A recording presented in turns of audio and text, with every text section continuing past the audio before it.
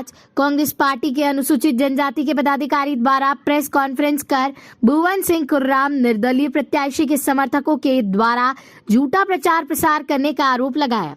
Press conference में कहा गया कि भुवन सिंह कुर्राम झूठा प्रचार कर कांग्रेस पार्टी को तोड़ने का कार्य कर रहा है और भाजपा को जिताने के लिए समाज को दो टुकड़ों में बांटना चाहता है और आदिवासी समाज को गुमराह कर रहा है। पूरा आदिवासी समाज कांग्रेस के साथ है और हमेशा रहेगा।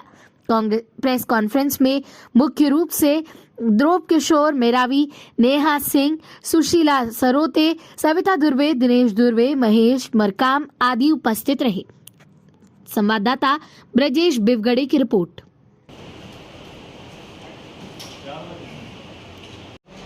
वो कांग्रेस का जो वोट बैंक है, जो कि बड़ी संख्या में जो आज 90 से 92% जो मतदाता है वो आदिवासी जो मतदाता है वो कांग्रेस को मतदान करता है। और अगर 2% 5% भी कांग्रेस का मतदाता बिखरता है तो सीधा जो इस देश में भारतीय जनता पार्टी जिस तरीके से संविधान को ख़त्म कर रही है, लोगों के हक अधिकार को ख़त्म कर रही है।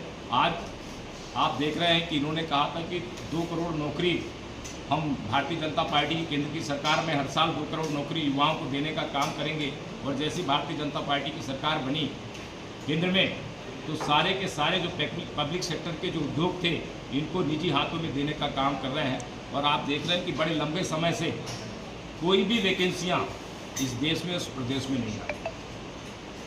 तो आज आदिवासी समाज और धार्मिक अल्पसंख्यक, अनुसूचित जाति और पिछड़े वर्ग भी बहुत चिंतित है और भारतीय जनता पार्टी को पुनः सरकार ना बने इसके लिए वो अपनी तैयारी करें। ऐसी स्थिति में ये जो लोग हैं ये वोट काट कर भारतीय जनता पार्टी को सीधा फायदा पहुंचाने का काम कर रहे हैं। कांग्रेस पार्टी जिंदाबाद। एक बार अच्छा। कांग्रेस पार्टी जिंदाबाद। कांग्रेस पार्टी जिंदाबाद।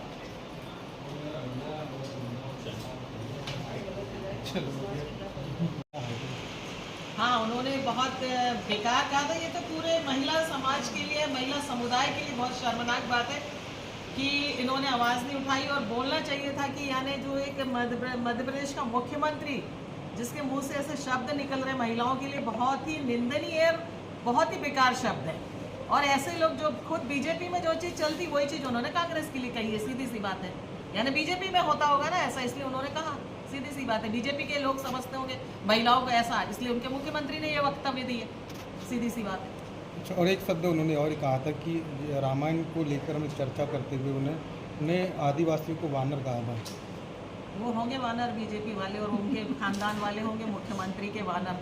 हम कोई वनवासी के, हम भी तो इंसान है ना, इसी सृष्टि में जन्म लिए ना हमने भी। तो उनके कहने से वानर थोड़ी ना हो जाएंगे आदिवासी लोग। हम तो आदिकाल से निवासरत इस गोंडवाना लैंड के वासी, सीधी सी बात है। और भारत भूमि भी गोंडवाना लैंड का ही हिस्सा है।